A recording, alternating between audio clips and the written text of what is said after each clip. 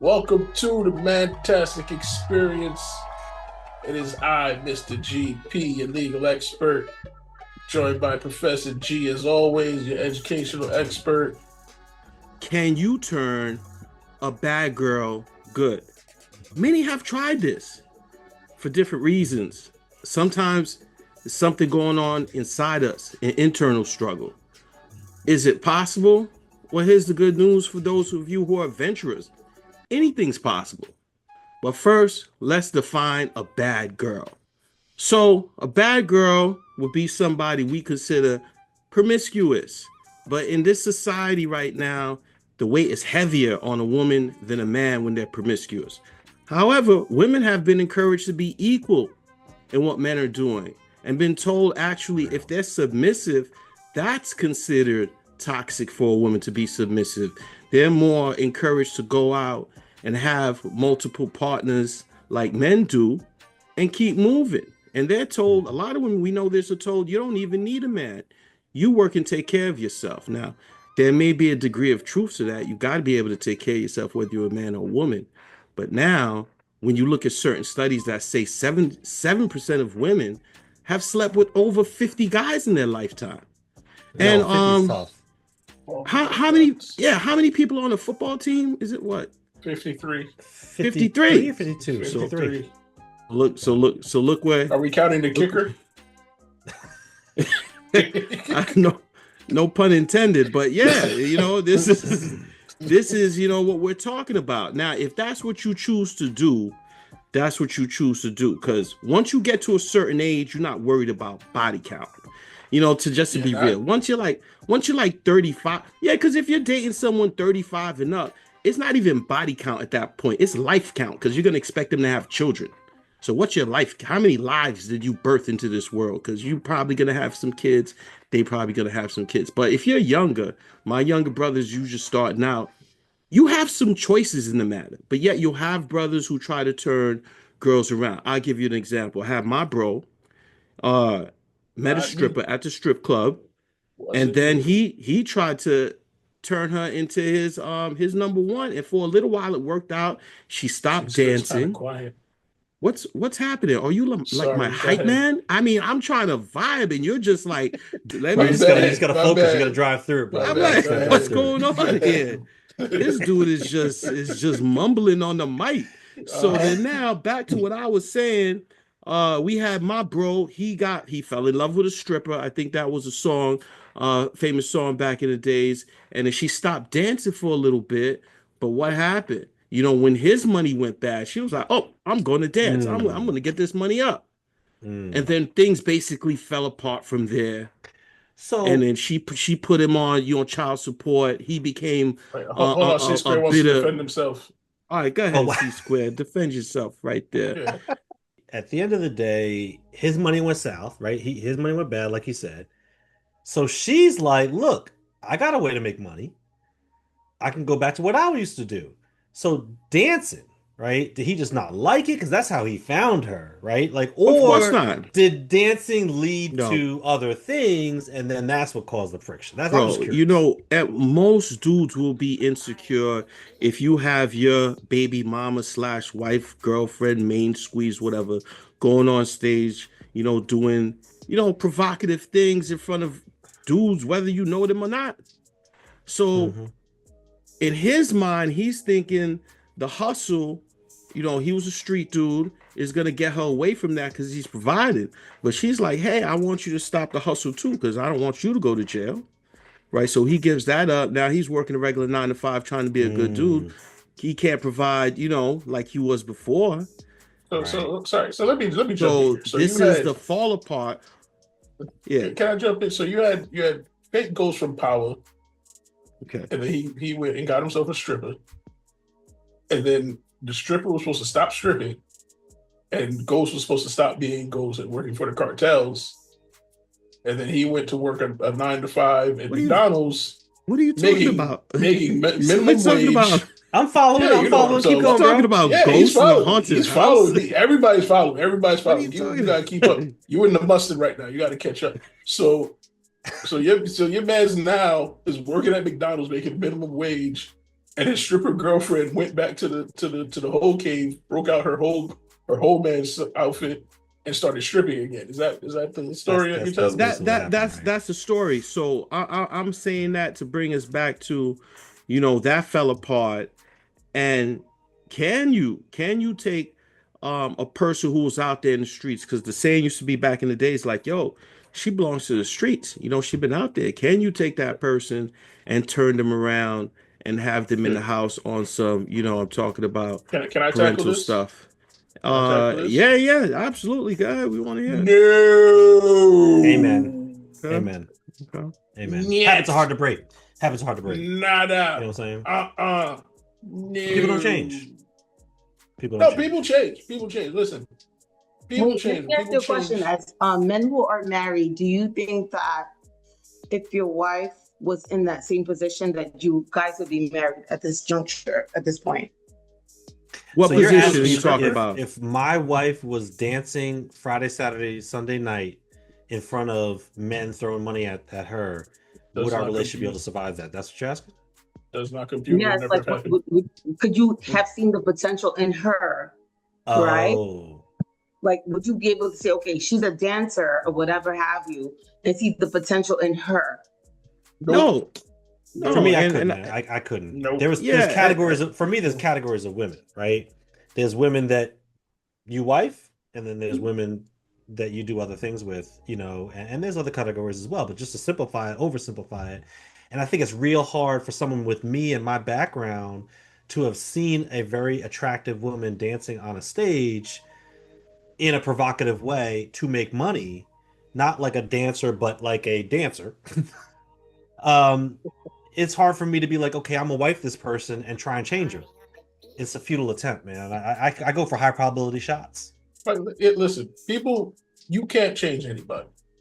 People can change on their own. Mm. Maybe she found Jesus.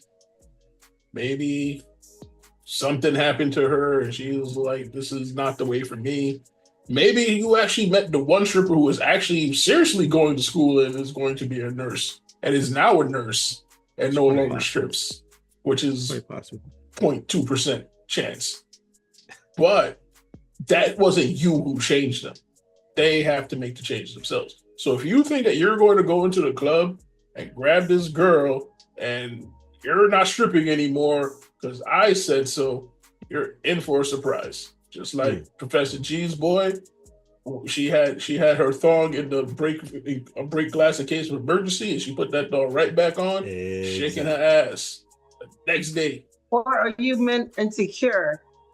Because I have a friend who was a former dancer, and she's so sexy. There's not a man she can get.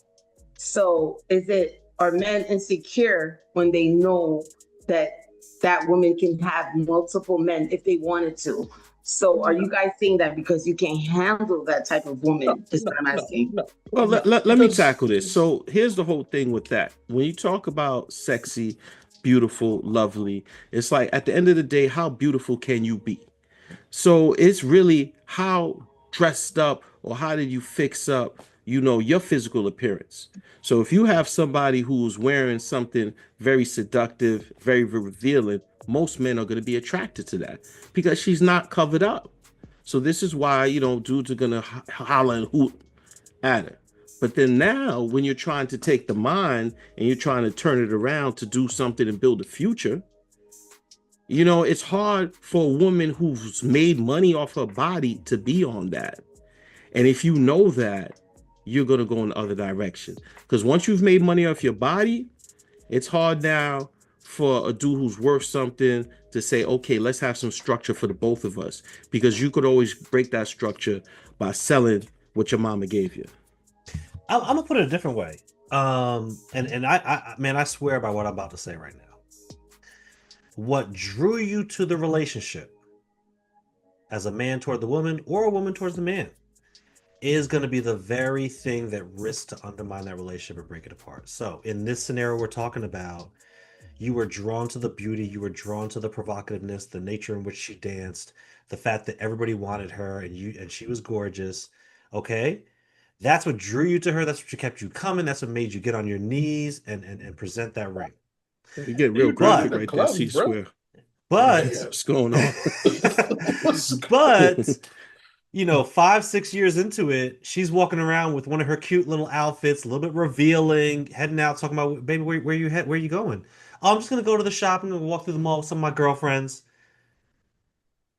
He's not gonna be okay with that after a while, right? Like at the end of the day, yes, I like her being beautiful, but I like her being beautiful next to me, not when she's out. Oh, we taking a weekend to Jamaica. I'll see you on Tuesday, and she walking out with next to nothing on. So hold on. A lot of So guys ain't gonna have it. I got a question in comment. So my question is for Professor G. Professor G, in your old days when you may have ventured into a strip club or two, how many times have you been on your knees in this strip club? I get on my knees for Father Most High above, and that's the only Okay. person, and that is not Okay. have a physical form. So Right. let's make I that think clear. C square. I think C square is at You strip know, clubs doing there's something no wrong here. knee I bending said I was going talking on. about Other than present. I was that. talking about proposing. I mean, Minga, Oh, did is you that follow what what I you're was saying? saying? Oh man, you be proposing But to Is these? it just me? I No, want to I find out understand from exactly Minga. his point. I understand that. Minga, Yeah. Minga, do you think we're do being you harsh? do you Are we No, over not at all. judgmental? Not at all. Minga? Can you turn a bad boy good? Mm. Would you take on that task of turning the bad boy good? Have you taken on that task already See, of turning a bad boy I think good? right now I'm a bad girl. Okay. If I find, Okay. I could consider myself a bad girl. And Why if you I meet consider the right, yourself a bad Did we girl? do a background check before we started this because I like, podcast? no, Apparently yes, not. do a background check. Yes, probably that. Okay, why do you Maybe consider the yourself a same bad thing. girl? Because I can't commit. I can't submit right now. But if I do feel like I meet the right person, I can do that. Okay, hold Okay. on. Those are two very different things. All right, you submitting, committing is very different from dancing or nude Yeah, you know, photos. I'm not into that. I'm not into that. Yeah, that's not us. Those Into are very that. different. I don't And judge one people thing, that are into that. But I'm just saying that I'm not into that. Thank you for But answering that question, because I'm sure people were wondering after your response. yeah, yeah, nobody because I ain't into because that. I ain't you no about to get bad. some comments. But I think and I And I want have to friends defend that the dance, like my friend. I told you, like I have friends that do that. listen. I want to defend the strippers. Stop We're trying to not change the talking about strippers. ballet. All right, stop trying to change the strippers. If they strip, they strip. Okay, stop trying to change it. If you married a guy who sells drugs, guess what he's going to do? He's going to sell drugs. So stop trying to change it. All right, this is what you got into. Okay, you probably passed over some nice guy in your neighborhood, or you probably passed over some nice girl in your neighborhood to go for the stripper. Stay with the stripper. She strips. So we're talking about marriage. And most people get married because it's the person you love, this person you want to spend your life with. But do we realize how much of a contract marriage is? Marriage is a legal document which gives you certain rights and responsibilities that you don't have in a relationship or over the belongings that you and your spouse have. And I think a lot of people ignore this. So when you get into conversations like with prenups and even divorce and child visitation and things like these are things that have to be negotiated and signed off on. Even being the next of kid, if you were to fall sick, and who decides what happens to you when you're in that hospital, that goes to your spouse, who is your next of kin, because your spouse has rights over everybody else. So when we get married, again, we do it for love. We do it because this person we want to spend our life with. But how much do we consider it marriage, a contract? So I'm gonna throw that out to the group. When y'all were getting married, did you consider that you were entering into a contract with another person? It was no big thing. If you are in love with the person you're with, then you're gonna sign it. But again, I think it depends on what stage you're at in life. So if you're younger and you ain't got much, it's not a big deal. But if you're at a point where you're more middle aged and you've accumulated some wealth on your own, things might Yeah, look a little different. even if you're poor or young or whatever, you don't need to have assets for that legalese to come into play. For instance, there are people who have lived together, and the mother didn't get along with the girlfriend, and she's Okay. so the mother's making all the funeral decisions and is keeping the girlfriend away, and the Yeah, girlfriend can't come to the funeral. that's You a can't fact because do she that don't to a have the wife. title. She Right, don't have his the title. wife. Right. That's why these things matter. Well, that's why you get married.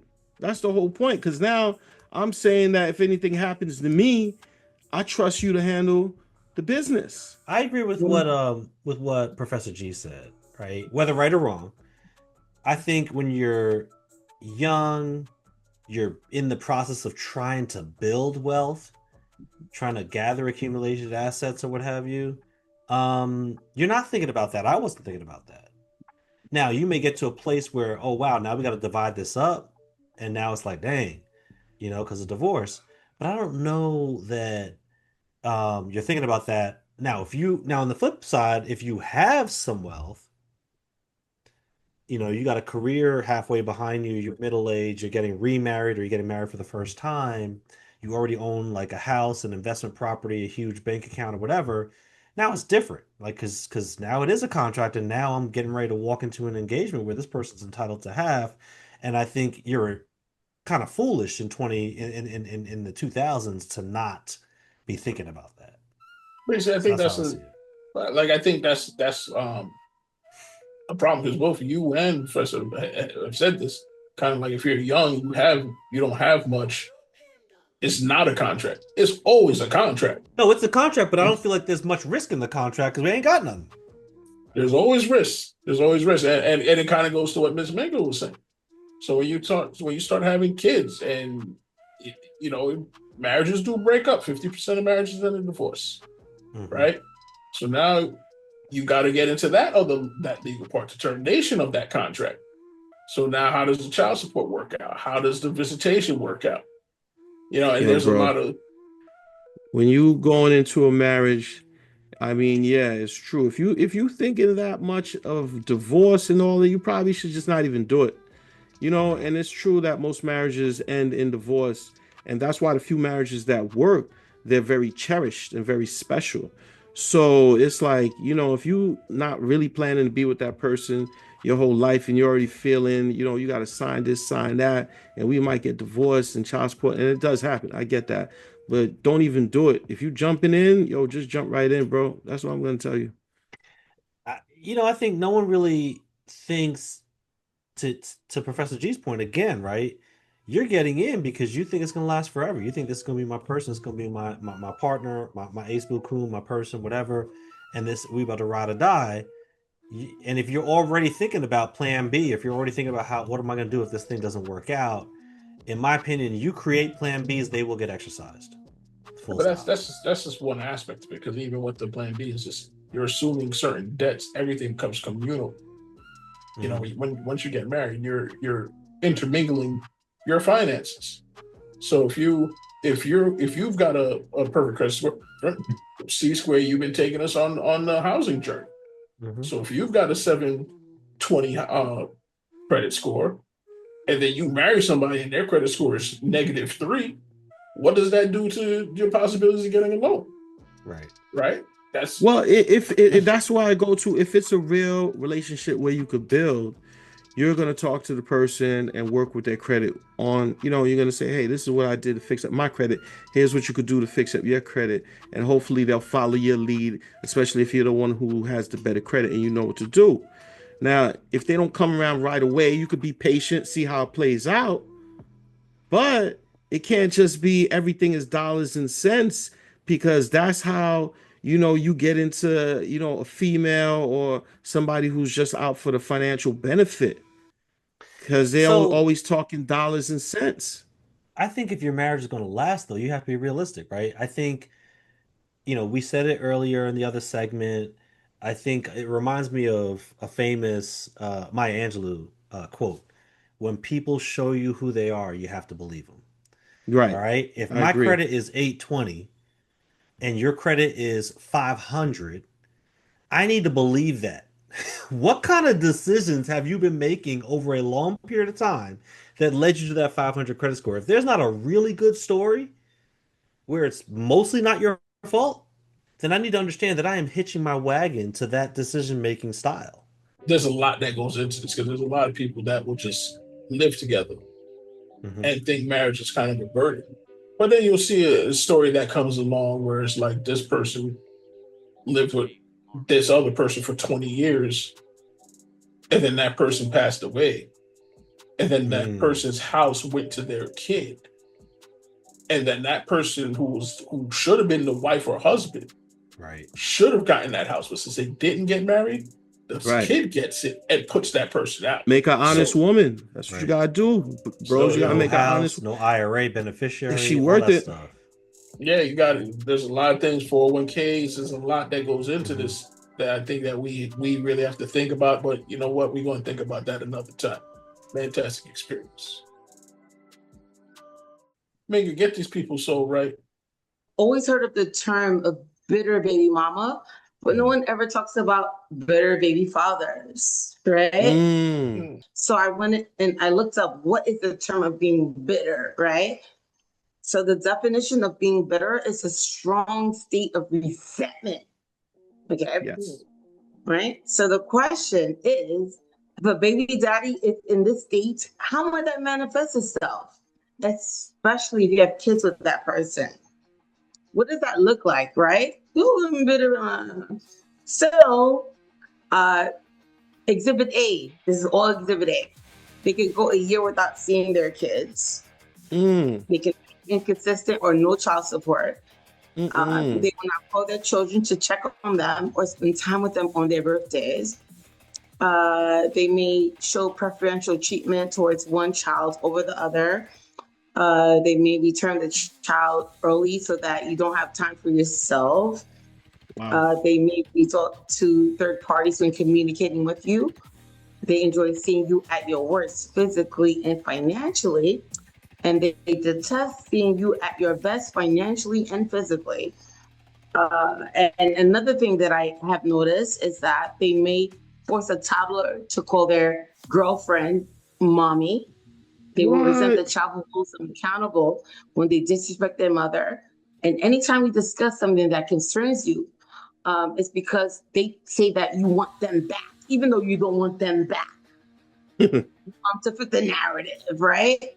And then one may ask, why would a man do this? Because they are bitter and because they want to see you just as broken as they are. So my advice is to focus on the bitter baby daddies, focus on being a father and not being a psychological terrorist.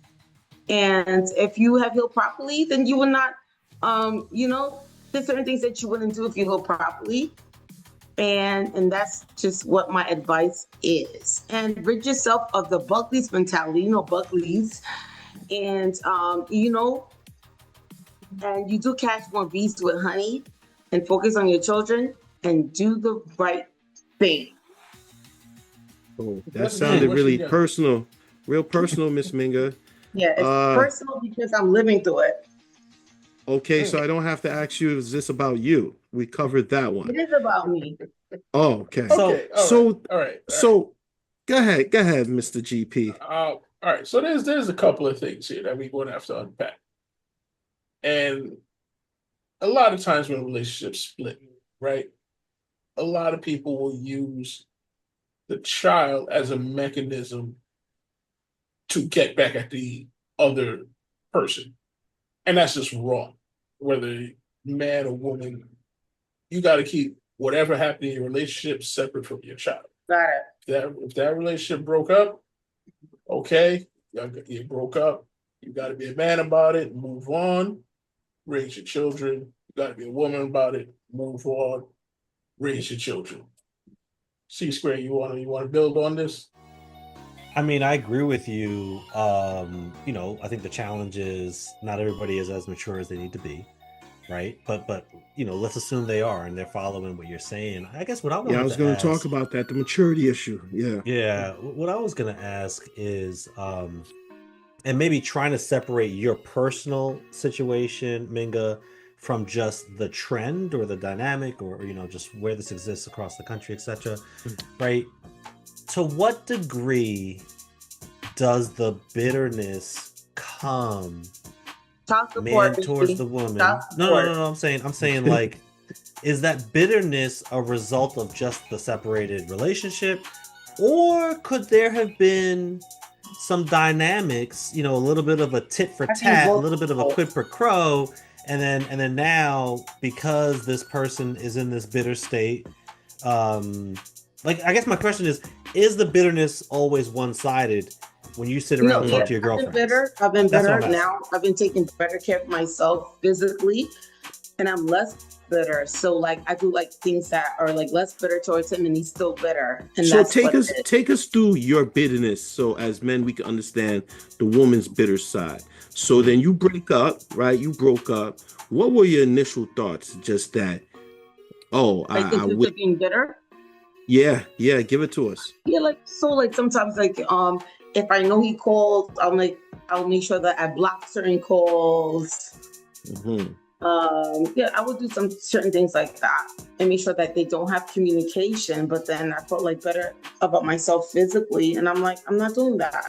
This is Yeah, where we but get back then into that was like contracts, and this is where we that get was back like into. years ago, I and want to Okay. that hear the was contract. my huh? I want to hear Screw your Professor contract, Mr. Yeah, GP. very. Mr. We need GP to talk breaking down about the legal. why Minga kept her kids away from Yo, the baby daddy. tell Most like dudes, man. I Minga, did. I ain't gonna lie. most dudes cite that as the reason why they stop paying child support because they can't see the kid. Hmm. So Kevin, But they so still have this to. is the They can still see the kids. Well, If you get go okay, ahead, Mr. They can still GP. see it. And but then this my is girlfriend sent me something. She goes, "You're failed as a man when you harm the emotional stability of your children's mother, knowing she is their primary source of strength and support." a lot of times when relationships split, right? A lot of people will use the child as a mechanism to get back at the other person. And that's just wrong. Whether man or woman, you got to keep whatever happened in your relationship separate from your child. And But then this my is girlfriend sent me something. She goes, "You're failed as a man when you harm the emotional stability of your children's mother, knowing she is their primary source of strength and support."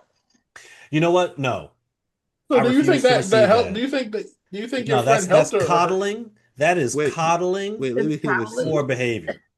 What, to break that down, C Square. Who's you're being failed coddled as right a now? man So when you what? harm the emotional stability of your children's mother, knowing she is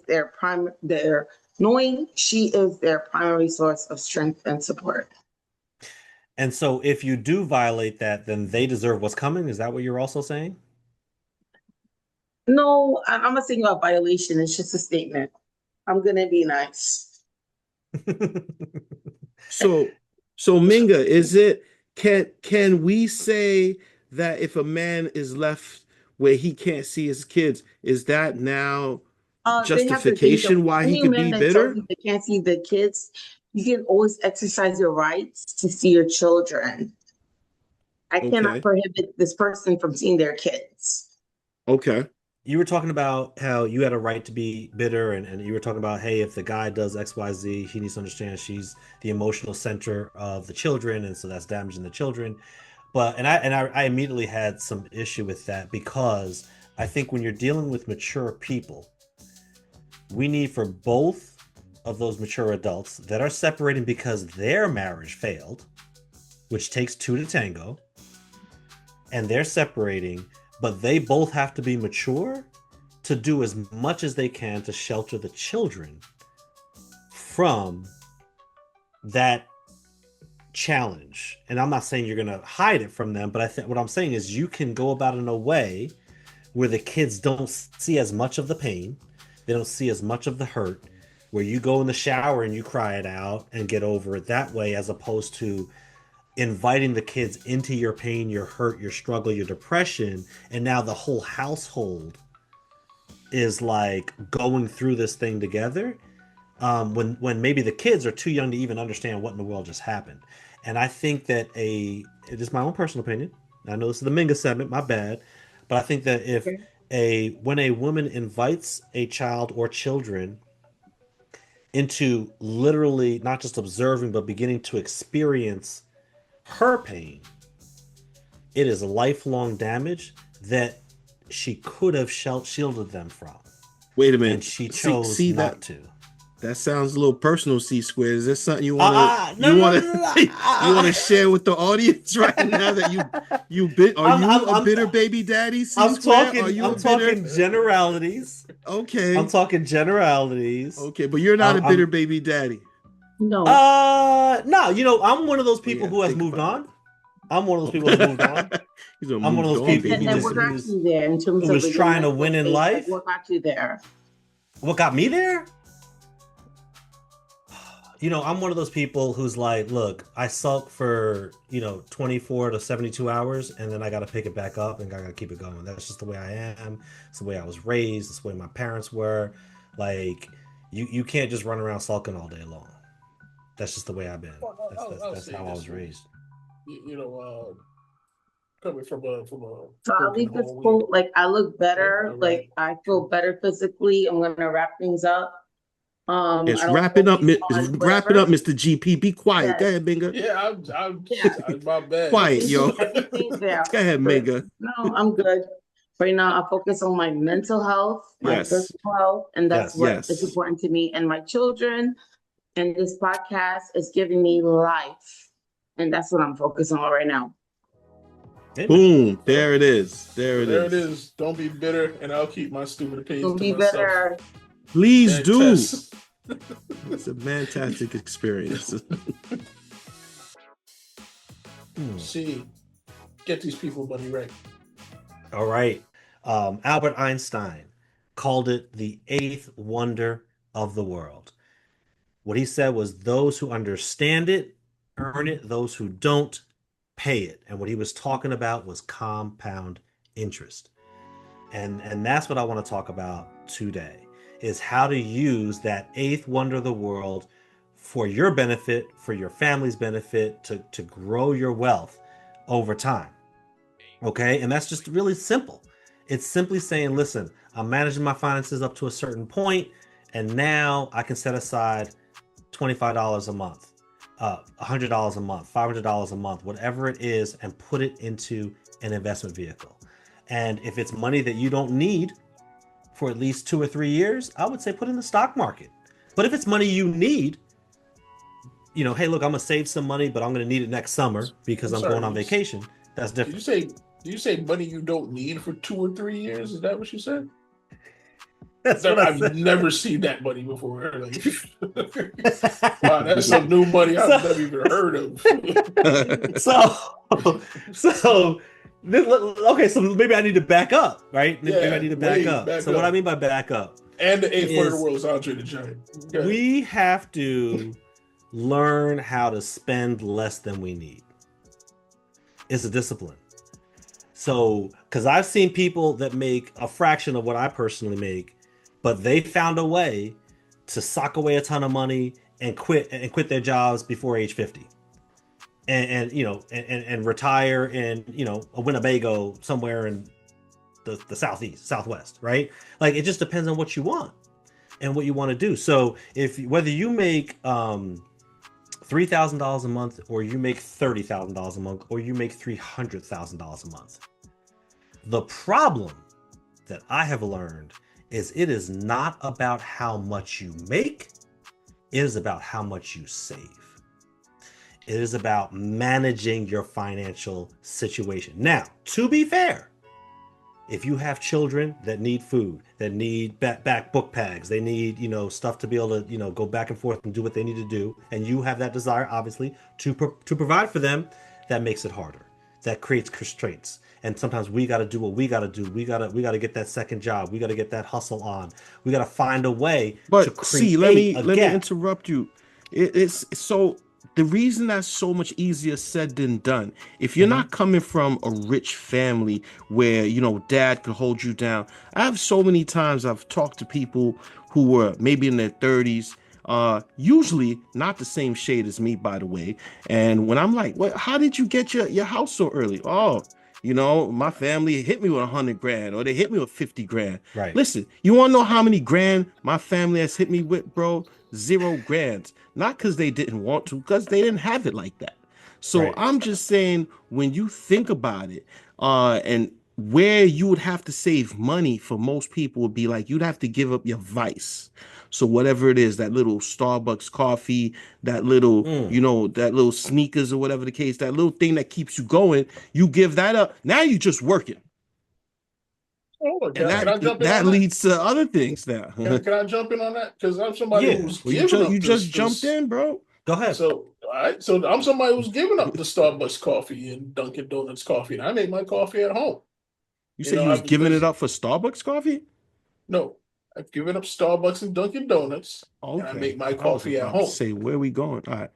And but I've got a 1 year old. She needs diapers. She needs wipes. She grows out of clothes crazy fast. And all the prices of these things are going up by the day. Right.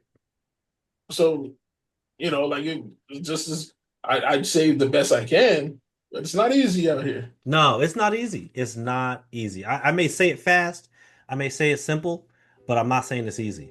Absolutely not. And sometimes we got to get ourselves to the point where we now have the ability to save. But here's what I'll tell you. If you're barely making ends meet at whatever stage of life you're at, and then you do get that new job that pays you more money, or you get that raise in your current job that pays you more money, do you then, which most of us do, just naturally start spending all the extra money you're getting every month and every year? And then you look up a year or two later and you're like, dang, I got that raise and it really didn't even make a difference. That's because we made a series of decisions where we just kept spending up to the limit of what we had coming in the account. We have to try to, again, once you're at a place where you can do it, Yeah, establish a but discipline. you know what they spending say, less than you make. and tell me if you agree with this, C Square. Because when you're poor and you get some money, the first thing you're trying to do is pay off debt. Mm-hmm. Now, whether all that debt should have been accumulated, I guess we could discuss that. We could debate that. But once you get that raise now, it's not like you're just blowing it. You're trying to pay off the bills that was already at your neck. And then Right. once So, you get your equilibrium on, mhm. bills are going up, inflation's going up. Now you're back underwater. But if you're actually paying the debt off and not reusing it again, then once it is paid off, I don't care if it takes you 5 years. Now it's paid off. So whatever you were putting towards debt every month to get it paid off over however long that took, that is now money that you can save because you don't have to pay any more debt off. But we don't do that, right? Like the natural inclination is, woo, finally, I'm going to take that Jamaica vacation. Right? We just immediately run that to Jamaica Queens vacation. we immediately run to the reward, right? So Mr. GP talked about Starbucks. I saw something earlier in the week, and I was like, man, I want to share this with the podcast, right? And basically just sharing the stat, right? Starbucks. If you look back at, call it 2005, and this is somebody who drank Starbucks every single day, $5 a cup or whatever, right? After year one, that person spent $1,825 on Starbucks coffee.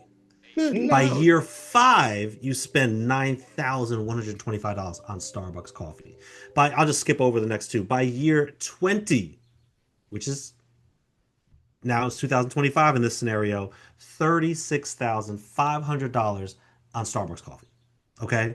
If you instead said, hey, I'm going to do what Mr. GP did, I'm not going to spend $5 a day on Starbucks coffee. I'm going to make coffee at home. And I'm going to take the money I would have spent on Starbucks coffee and I'm going to put it in my account and start investing. By the end of year 1, that money has grown to $7,407. By the end of year 10, it's now $22,888 in the account. By the end of year 20, you got $46,550 in that account that you put $5 a day into. That's the power of compounded interest, and that's also the power of just having some discipline over our money.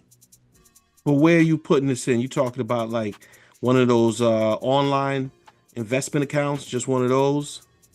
Well, you look, it could you actually be get C Square coin. Man. But you can open a Schwab account, a Fidelity account, a Robinhood account. It doesn't really matter, right? Now there are certain companies you need to have a lot of money in order for them to, open the doors to you. But, Robin Hoods of the world, the Vanguards of the world, the Charles Schwabs of the world, you just call them up and say, hey, listen, I got $50. I want to open up an account. Let's get this thing going. They're going to take it, and they're going to open the account, and they're going to treat you right? So that's what I would say is, cobble that money together and make that step, and then have the discipline to keep going. You're right. There is a lot of bad spending and mismanagement going on. Because I took a day off the other day, and I ran to the mall real quick to grab something, and the mall was packed, and it was like 12:30. Yeah, I was like, why is nobody working? They ain't no recession. Yeah, so everybody in there. Right. Forget that. How many times you almost getting run over by a scooter by a guy delivering food for a food app? People paying for those food apps, man. That's the right. So I there's like a lot of squandering going on. There's a lot of people whose persuasion is lighter than ours collectively on this podcast, who did have an opportunity to inherit wealth or receive gifts from grandparents, parents. It's a game changer. So this conversation, though, and this segment is about being that person for our kids, for our grandkids, and making the decisions today sacrificially so that we can be in a position to leave money to our children's children. And somebody's got to sacrifice. Whatever, but I can't build with someone right now. Right. And I can't do what he's saying. So can she do it by herself? Do it by yourself. Can she do it by herself? How? Absolutely, do it by yourself. She has kids. She got kids, bro. Well, you got to squeeze off something, right? You got to find yourself to the place where you can do something. What are you spending money on that you don't have to spend it on? Can you cut a corner and start that account going? And here's another thing I'm gonna say, and y'all gonna look at me like I'm crazy, but I do believe in the power of manifestation. I do believe that if you can speak something, it will come into your life. You will speak that thing into existence. I do believe that if you are making the right decisions and you're thinking like of abundance, that God will create a flow of energy that moves into your direction. And then you have to make the wise decision to act in accordance with what you were saying you were going to do with that money. Yeah, it is. There it is, Minga. So you got to have faith. There you go. So we're going to close this with the one option C Square didn't give. That's take that $10,000, go to Atlantic City and bet it all on black.